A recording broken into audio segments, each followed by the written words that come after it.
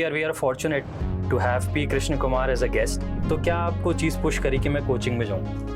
मैं करीब 15 साल की उम्र में राजस्थान से रणजी ट्रॉफी खेल गया था। और एक कौन सा टीचर को ध्यान रखना चाहिए कि वो लाइन क्रॉस ना हो, जिससे बच्चे ज़्यादा ओवर फ्रेंडली हो जाए हमारे साथ? जब तक बच्चा आपके क्लोज नहीं आएगा, वो अपना रियल टैलेंट वो बाहर कभी भी शो ऑफ नहीं करेगा। विजिबल टैलेंट्स हैं जो आप देखते हैं कि यार ये बच्चे में होने चाहिए, जो एक कोच को बहुत पसंद आते हैं। बच्ची मेरे पास आई अभी, बिल्कुल गाँव में बिलोंग करती है एंड आप बिलीव नहीं करोगे कि जो चीज़ें मेरे को एक प्लेयर को सिखाने में कम से कम 2-3 साल लगती है, वो बच्ची के पास अभी ऑलरेडी है। अभी जो ज़्यादातर कोचेस क्या करते हैं, they are more of dictators. तो आप उसमें आप कभी बायस हो जाते हो, इमोशन जुड़ जाता है, तो आप उस चीज़ के ऊपर से कैसे उठाएंगे? को एग्जांपल दे जाना चाहूँगा उमरान मलिक का। एवरीडे मॉर्निंग में उसको एक फास्ट बॉलर का वीडियो भेजता था। मुंबई को हमने 2.5 दिन में हरा दिया। क्रिकेट वैसे ही बहुत इमोशनली बहुत अप एंड डाउन का गेम है, तो उसमें आप खुद को कैसे बैलेंस आउट करते हैं? इससे मैं बहुत गुस्सा करता था, तो जो बच्चे आके कहते हैं कि सर आप अगर अपने गुस्से को कंट्रोल करना सीखें तो you can become a better coach. I think मैं 2 एडवाइस देना चाहूँगा सबको।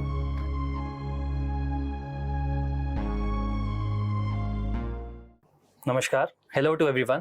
Welcome to our show Raising Consciousness.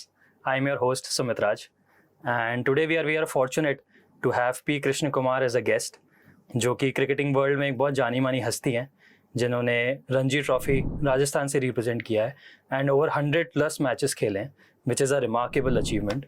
And he was one of the best left arm pacers in our country, जो कि अभी भी एक अनफॉर्चुनेटली बहुत ऐसा टैलेंट है जो कम मिलता है ढूंढने को। And he has been associated with coaching for over 20 years. And sir NCA से जुड़े हुए हैं, नेशनल क्रिकेट अकेडमी, जो कि बैंगलोर में है, एंड वो टॉप इंडियन एथलीट्स को ट्रेन करते हैं। वो वहाँ पे वो 15 साल से जुड़े हुए हैं एंड वो रणजी ट्रॉफी में कोच रहे हैं 4 से ज़्यादा स्टेट्स में, Rajasthan, Chhattisgarh, Uttarakhand and now currently in Jammu Kashmir. And sir is also a deputy manager in SBI, so a very vast experience in coaching and administration. तो हमने आज की ये जो कॉन्वर्सेशन है वो हम इस मोटिव से जुड़े हैं कि सर से हम कुछ वैल्यूबल इंसाइट्स ले सकें लीडरशिप के बारे में, एक टीचर के रूल्स क्या होते हैं। तो अब जब हम जाइए इस कॉन्वर्सेशन में जब हम बात करेंगे, तो आई होप आप रिलेट कर पाएँ कि हम कहीं ना कहीं अपनी लाइफ में एज अ लीडर भी रोल प्ले कर रहे हैं, चाहे वो एक पेरेंट का हो, टीचर का हो, एक बड़े भाई बहन का हो, एंटरप्रेन्योरशिप हुई, मैनेजर हुआ। तो आई होप हम चीज़ कॉन्वर्सेशन से आप इसे रिलेट कर सके, and I hope you enjoy this conversation. Hi sir, thank you for joining. Thank you very much for calling me. Thank you. कैसे हैं सर आप? बढ़िया एकदम। सर मैं आपकी जर्नी के बारे में जानना चाहूँगा थोड़ा सा। अगर हम बिल्कुल पहले चलें तो आपको क्रिकेट के लिए कॉलिंग कहाँ से आई थी? एक्चुअली मैं जब करीब 8 या 9 साल का था, तब मैं मिस्टर संजय व्यास, जो कि पहले राजस्थान के कैप्टन रह चुके हैं और राजस्थान से खेले हैं, उनके यहाँ टेनेंट था जी। तो वो उनका जो गलियारा था उनका, वो लंबा था, वहाँ पर वो क्रिकेट खेला करते थे। तो मैं उनको देखता था, फिर मैं उनसे ये बोलता था कि मेरे को फील्डिंग करनी है। तो मैंने अपना जो कैरियर है वहीं से स्टार्ट किया, उस गली में जो खेलते थे क्रिकेट, वहाँ से मैं धीरे धीरे फिर मैंने कहा कि मैं बॉलिंग भी करता हूँ, मैंने बॉलिंग करी, and that is how I started getting the interest in cricket. And then फिर उसके बाद फिर मैं डिस्ट्रिक्ट लेवल पे आया, मैंने ट्रायल दी अंडर 15 की, और मेरे बगल के जो मेरा नेबर था वो गगन खोड़ा का मकान था, तो सुबह सुबह मैं गगन खोड़ा को बॉलिंग करने उसके मकान पे जाता था। तो मैं उसका जो गैलरी थी वहाँ पर मैं उसको बॉलिंग करता था जी। And that is how my journey started. Okay. उसके बाद फिर मैं अंडर 15 खेला और मैं करीब 15 साल की उम्र में राजस्थान से रणजी ट्रॉफी खेल गया था। मेरा डेब्यू 1989 में हुआ था, और उसके बाद मैं करीब 15-16 साल रणजी ट्रॉफी खेला, इंडिया की सारी टॉप लेवल क्रिकेट खेला, और 2005 में मैंने रिटायरमेंट लिया। उसके बाद 2006 में मैं लेवल 2 एग्ज़ाम दिया मैंने BCCI का, जो मैंने क्लियर करा जी। उसके बाद मैं कंटिन्यूसली, उसके बाद से मैं लगातार 20 साल, लास्ट 20 ईयर्स से मैं कोचिंग में हूँ, और ऑल ओवर इंडिया मैंने कोचिंग करी है। सारे रणजी ट्रॉफी टीम्स, अंडर 19 के बच्चे, बहुत सारे प्लेयर इंडिया खेले जो मेरे कोचिंग में थे, राजस्थान के भी और आउट ऑफ राजस्थान भी कई बच्चे इंडिया खेले। तो मेरा जर्नी इस तरह से चालू हुआ था, but it all started from the guidance of mister Sanjay Vyas, जिन्होंने मेरे को गाइड किया। एंड उसके बाद मेरे कोच मिस्टर विनोद माथुर रहे, उनके अंडर में मैंने कोचिंग ली और वहीं से मैं डेवलप हुआ था। जी सर, तो आपने सर जो 2 कोचेस के बारे में बात बताई, तो आपकी लाइफ में उनका इम्पैक्ट क्या था? आई थिंक एक जो बच्चा जब किसी एकेडमी में जाता है तो पेरेंट्स के बाद आई थिंक कोचेस ही उनके पेरेंट्स होते हैं एक तरह से, अगर आप देखें, क्योंकि वो अपना 24 घंटे को अगर डिवाइड करे तो वो आधा टाइम घर में देता है, आधा टाइम अपने एकेडमी में देता है, तो वो एक पेरेंट का रोल भी प्ले करते हैं। बिल्कुल। तो उन दोनों का बहुत इम्पैक्ट था मेरे पे। मैंने जब खेलना चालू किया तो संजय व्यास जी का बहुत इम्पैक्ट था, क्योंकि उन्होंने मुझे मोटिवेट किया कि आगे खेलना चाहिए, यू हैव द टैलेंट। और जब मैं विनोद माथुर जी के पास गया तो उन्होंने मुझे टेक्निक सिखाई कि मैं आगे कैसे बढ़ सकता हूँ। तो उन दोनों का बहुत इम्पैक्ट रहा मेरे क्रिकेट पे, और उन दोनों की गाइडेंस की वजह से मैं क्रिकेट में अच्छा कर पाया। प्लस उनसे मैंने विनोद माथुर जी जो हैं वो कोच थे, तो मैंने उनसे कोचिंग के भी जो है आइडियाज़ मैंने उनसे ग्रैब किए जी। और वही मेरे को बाद में मेरे को इंस्पायर किया कि मैं कोचिंग फील्ड में आया। तो उनका बहुत बड़ा इम्पैक्ट है मेरे कैरियर में जी। एंड सर, जैसे आपने अभी बताया कि आपने अपनी क्रिकेटिंग करियर में इतना आप सक्सेसफुल रहे, तो आपने 2006 में कोचिंग स्टार्ट करी, तो क्या आपको चीज़ पुश करी कि मैं कोचिंग में जाऊँ? जो सबसे बड़ा जो पुश था मेरे लिए ये था कि मैंने इंडिया की सारी टॉप लेवल क्रिकेट खेली। मैं इंडिया ए भी खेला, साउथ अफ्रीका के अगेंस्ट, मैं पाकिस्तान के अगेंस्ट भी खेला हुआ, मैं न्यूजीलैंड के अगेंस्ट भी खेला, लेकिन इंडिया में 11 में मैं नहीं खेल पाया। तो मेरे को एक ये मलाल मेरे हमेशा दिल में रहा कि मैं इंडिया क्यों नहीं खेल पाया। वो क्वेश्चन हमेशा मेरे को हिट करता रहता था। तो मैं ये चाहता था कि जो मेरे पास जो नॉलेज था मैं वो आगे पास ऑन कर सकूं, जिससे कि जो बच्चा मेरी स्टेज पे आया है वो उस चीज़ को पार कर सके। तो वो लाइन क्रॉस करना, जो कैसे लाइन क्रॉस करना है वो उसको पता होना चाहिए। तो I think coaching is the best way to do it. और जो अपना एक्सपीरियंस है वो अगर आप शेयर करते हो तो बच्चे को पता होता है, क्योंकि उसके मन में ये सवाल बार बार उठता है, जैसे मेरे उठता था कि मैं क्यों नहीं खेल पाया। तो उसका जवाब देने की मैं हमेशा कोशिश करता हूँ बच्चे को। अगर जो बच्चा मेरे पास आता है वो पूछता है कि सर मेरे को आगे खेलना, कैसे खेलूँ मैं, तो ये सबसे बड़ा क्वेश्चन होता है। तो उसका जवाब देने के लिए मैं कोचिंग में आया। तो मेरे को ये लगता है कि मैं एक्सपीरियंस शेयर कर सकता हूँ जी। सर, ये बहुत बड़ी पर्सनैलिटीज़ की क्वालिटी होती है। जैसे हम एक वर्ड यूज़ करते हैं, लाइट वर्कर, तो ये आप सबको जो गाइडेंस दे रहे हैं, जो लाइट दे रहे हैं, बहुत बड़ी बात है सर। एंड सर, मैं अपने व्यूअर्स को बताना चाहूँगा, आई हैव बीन फॉर्चुनेट कि मैं सर से अपनी चाइल्डहुड में ट्रेनिंग ले चुका हूँ। एंड सर, मैं एक चीज़ शेयर करना चाहूँगा आपके साथ, जो मेरा एक्सपीरियंस है, मैंने नोट करा है कि एक हमेशा आपने एक हेल्दी बाउंड्रीज क्रिएट की हैं स्टूडेंट्स के साथ, और वो मुझे पता है वो कभी क्रॉस नहीं करनी है आपके साथ, और वो लाइन हमेशा रिस्पेक्ट की है। तो आप वो इतनी बढ़िया चीज़ आप कैसे अच्छी बाउंड्रीज क्रिएट करते हैं स्टूडेंट्स के साथ, और एक कौन सा टीचर को ध्यान रखना चाहिए कि वो लाइन क्रॉस ना हो, जिससे बच्चे ज़्यादा ओवर फ्रेंडली हो जाए हमारे साथ? ये बहुत अच्छा क्वेश्चन है एक्चुअली। अगर आप देखें तो कोचिंग, एक कोच और एक पेरेंट एक जैसे होते हैं। तो मैं हमेशा जब भी किसी बच्चे को कोचिंग करता हूँ तो मैं ये मान के कोचिंग करता हूँ कि मैं अपने बच्चे को कोचिंग कर रहा हूँ। अगर आप देखें, अगर आप इस एटीट्यूड से कोचिंग करते हैं तो आप क्या है कि बच्चे को वो स्पेस देते हैं, फिर वो उसी तरह से ट्रीट करते हैं जैसा आप अपने घर में अपने बच्चों को ट्रीट करते हैं जी। तो उससे मेरे को बड़ा कंफर्ट मिलता है और वो बच्चा बहुत फ्री होता है। लेकिन आप देखें, जैसे घर में आपको पता है कि हाँ मेरे को पापा से ये डिस्टेंस रखना है, पापा मेरे को बहुत प्यार करते हैं, सब कुछ मेरे को फ्रीडम देते हैं, लेकिन मेरे को पता है कि मेरे को वो डिस्टेंस रखना है जी। तो सेम मैं कोचिंग में भी ये कोशिश करता हूँ कि मैं उनको वही एटमॉस्फेयर दूँ और उसी तरह ट्रीट करूँ, जिससे उसको पता है मेरे को कि ये बाउंड्री क्रॉस नहीं करनी है, बट वो जानता है कि हाँ सर मेरे को पसंद करते हैं। तो that has really help me. तो मैं हमेशा यही कोशिश करता हूँ कि मैं ये मानूँ हाँ ये मेरा बच्चा है, तो उससे मेरे को बहुत ईज हो जाता है और वो जो लाइन है वो अपने आप डेवलप हो जाती है। मतलब ये चीज़ आप में पेरेंटिंग के बाद डेवलप हुई। मेरा जब बच्चा वो भी खेलता है जी, तो मैंने ये चीज़ शुरू में जब मैं कोचिंग करता था तो थोड़ा it was more of coach और स्टूडेंट वाला था, लेकिन मैंने बाद में रियलाइज़ किया कि ऐसा क्यों है, क्योंकि जब मैं ग्राउंड में रहता तो ऐसा हूँ और घर में रहता हूँ तो ऐसा हूँ। तो मैंने ये फील किया कि मैंने कहा एक बार ये ट्राई करके देखते हैं, क्योंकि क्या होता था कि जगह आप एज अ कोच अगर आप बच्चे को दबाने की कोशिश करते हो तो उसका जो कहीं ना कहीं वो चुप रह जाता है और वो फिर बाहर नहीं निकलता उसका जो रियल टैलेंट होता है। तो मैंने फिर ये चीज़ ट्राई करके देखी कि जब मैं घर में when I am successful parenting एक चाइल्ड, तो why am I not successful as a coach on the ground. तो मैंने जब ये स्ट्रैटेजी यूज करके देखी तो उसके रिजल्ट्स बहुत अच्छे आए। तो फिर बच्चा क्या मेरे क्लोज आने लगा। जब तक बच्चा आपके क्लोज नहीं आएगा वो अपना रियल टैलेंट वो बाहर कभी भी शो ऑफ नहीं करेगा।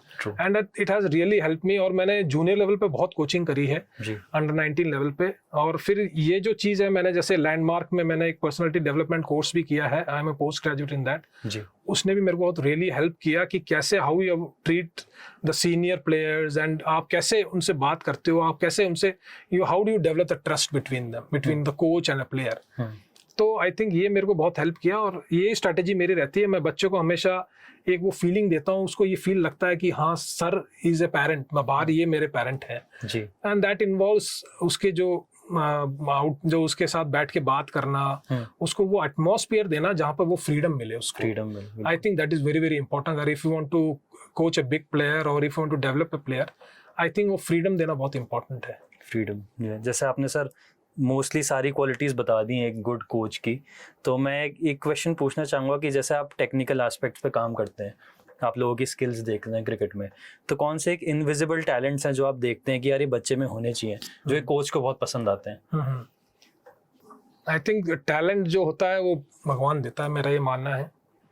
मैं अभी आपको एक अभी लेटेस्ट एग्जांपल बताऊं। एक बच्ची मेरे पास आई अभी, वो बिल्कुल गांव में बिलोंग करती है, उसका नाम रिद्धिमा है और she is a left arm fast bowler. And आप बिलीव नहीं करोगे कि जो चीज़ें मेरे को एक प्लेयर को सिखाने में कम से कम 2-3 साल लगती हैं, वो बच्ची के पास अभी ऑलरेडी है और वो फर्स्ट टाइम नेट में आई है बॉलिंग करने के लिए।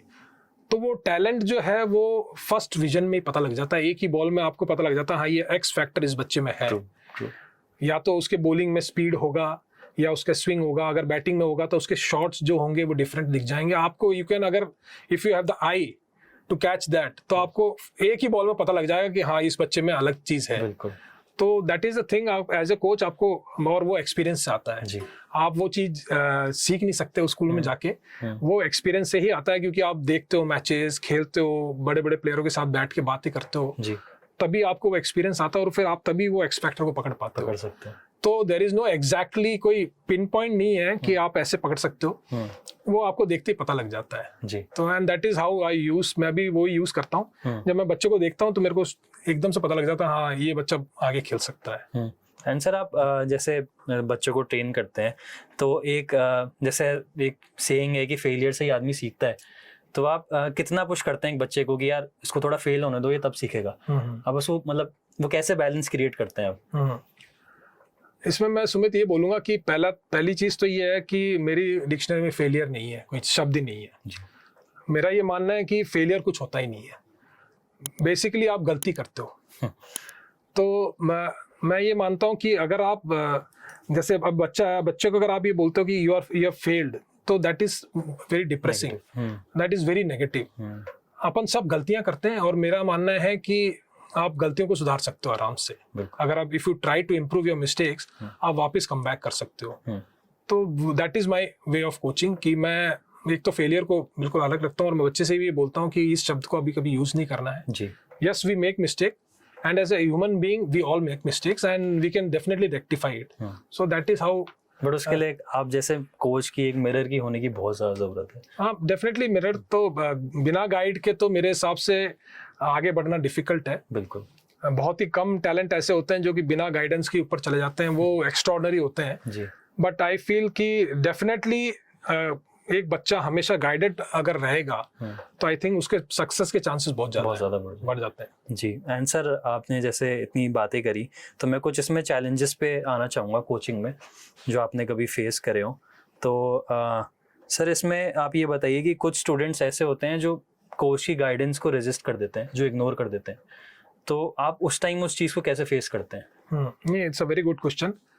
मैं जैसे अभी आपको पहले कह रहा था कि फर्स्ट थिंग अगर एज अ कोच और प्लेयर का जो है, अगर आप देखें प्लेयर और कोच का, सबसे पहले एक कोच को उसका ट्रस्ट गेन करना बहुत इंपॉर्टेंट है। और वो ट्रस्ट तभी गेन होगा जब आप उसके you are personal with him. Generally क्या होता है कि अभी जो ज़्यादातर कोचेस क्या करते हैं कि वो they are more of dictators. वो दे आर पहले बच्चे का बात सुनने से पहले वो अपना एडवाइस रख देते हैं, अपना वो एडवाइस बच्चे के सामने, तेरे को ऐसा करना है ऐसा करना। तो आई फील कि जब तक आप बच्चे को पर्सनल नहीं होंगे उसके साथ, तब तक आप वो ट्रस्ट नहीं गेन कर सकते। और अगर आप ट्रस्ट गेन नहीं करेंगे उसका, तो आई थिंक वो हमेशा रेजिस्ट करेगा, वो आपकी बात कभी नहीं सुनेगा। आपको लग रहा है आपके सामने बैठा है, लेकिन वो वही बात सुनता है जो उसको सुनना होता है सिर्फ।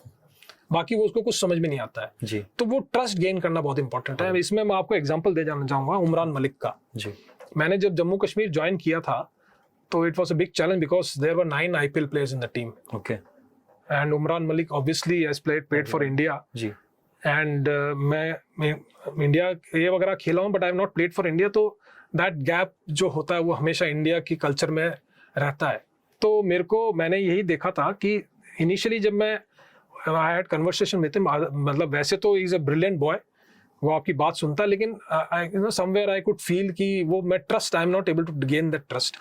फिर धीरे धीरे स्लोली जब मैंने उससे बात करी तो मैंने उसकी पहले बात सुनी। फर्स्ट इज लिसनिंग जी you have to listen to the player और टू द बॉय जो आपसे कोचिंग ले रहा है वो क्या कहना चाह रहा है, क्योंकि अगर आपने उसकी बात को नहीं सुना तो आप वो ट्रस्ट कभी डेवलप नहीं कर सकते। तो पहले मैंने उमरान मलिक को सुना, उसके बाद फिर मैंने ये सजेशंस दिए कि Umran I feel you have the ability of playing for India in test cricket also, जबकि उस पर वो ठप्पा लगा हुआ है कि वो सिर्फ 20-20 खेल सकता है या वो वनडे ही खेल सकता है, वाइट बॉल ही खेल सकता है।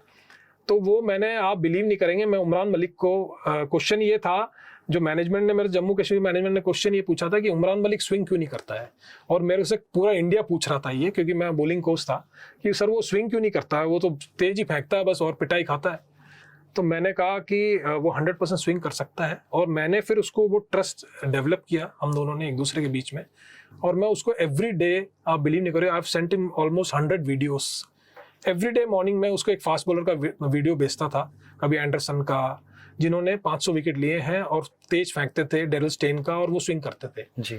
तो व्हाट हैपेंड वाज वो ट्रस्ट वो डेवलप हो गया हम दोनों के बीच में। Now the situation is this कि मैं अगर उमरान को बोलता हूँ कि उमरान ये करना है तो फट से उसको पिक करता। So that is very important as a coach. अगर आपने ट्रस्ट डेवलप नहीं किया तो resistance will be definitely there, he will definitely resist आपकी बातों को जी। मतलब कहने का मतलब ये है कि घर में आप अपने बच्चों को जैसे पालते हैं, you have to do the same with the players also. Otherwise बच्चा भी घर में अगर आप बार बार उसको कुछ बोलोगे forcefully तो वो resist करेगा। And that happens in the cricket field also. Sports में भी ये होता है, वो resist करता है जी, क्योंकि ego उसमें भी होता है। True. सारी चीजें उसमें, because he is also a human being. तो this is what I've learned। मैंने जब लैंडमार्क का कोर्स किया तब मेरे को पता चला कि हाँ I was wrong in some, मतलब मैं गलत था कि मैं इस तरह से कोचिंग करता था। मेरा पहले शुरुआत में जो मेरे कोचिंग कैरियर का शुरुआत का जो पीरियड है उसमें मैं बोलता था और बच्चों को करना होता था। That was my way of coaching.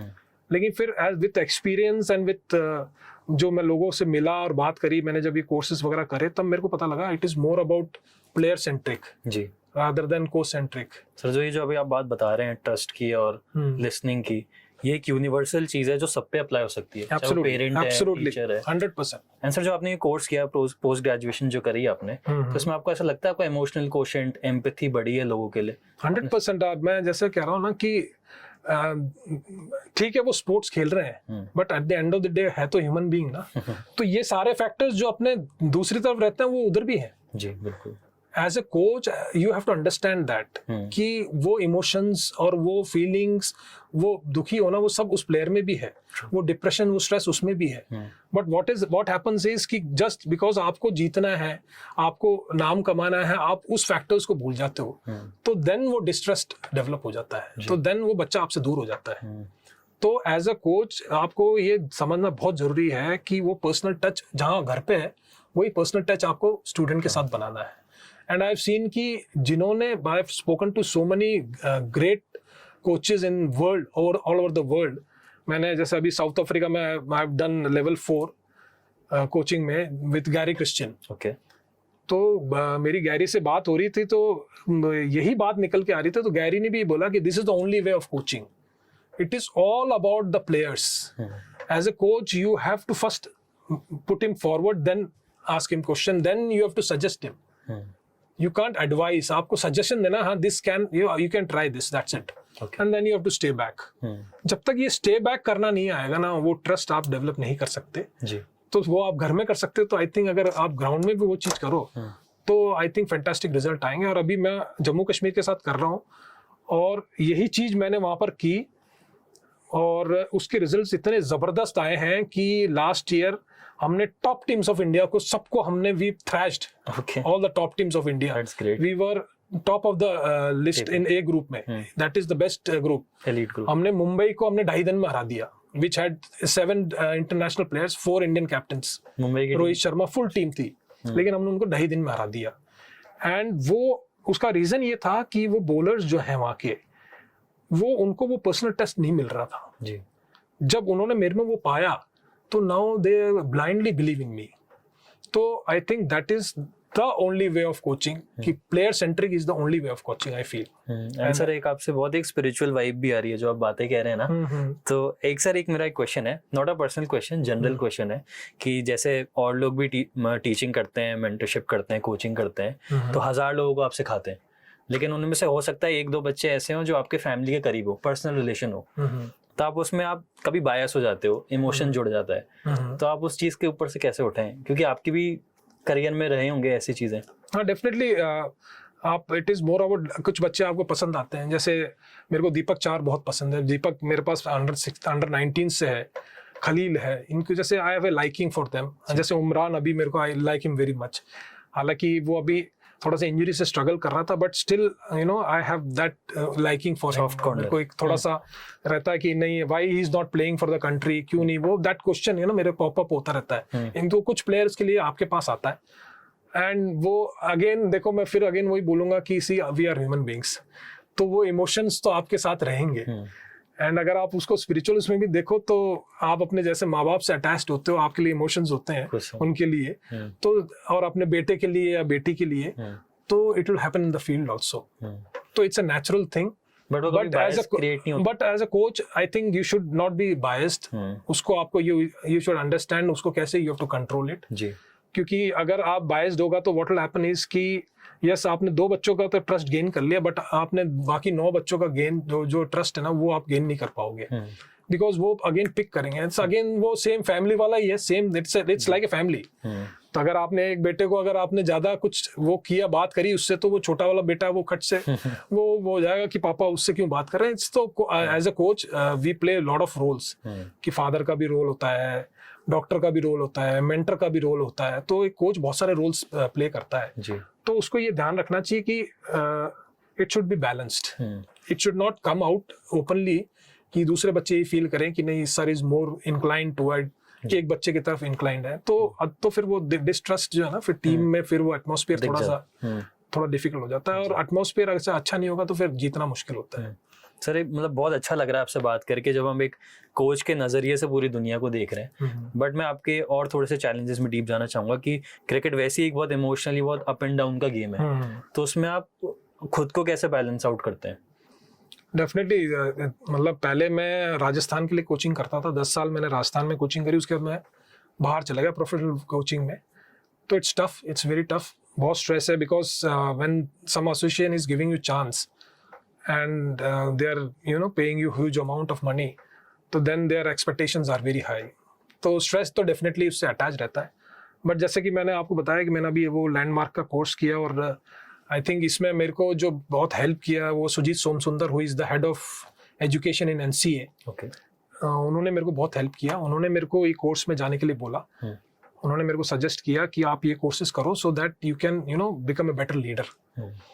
तो that has really help me, और जो emotionally how to handle this stress वो मेरे को वहाँ से पता लगा, वहाँ से मैंने सीखा फ्रॉम द ग्रेट जो लैंडमार्क से जुड़े हुए लोग बाग, तो जो मेंटर्स हैं उसमें उन्होंने मेरे को पर्सनली समझाया कि how to handle this stress. And उन्होंने भी, अगर आप देखें तो मैंने उनके जितने भी सेशंस अटेंड करे और जो बात करा, तो at the end of the day फिर बात वहीं पर आ जाती है कि it's like parenting your son in your home, it's same like that.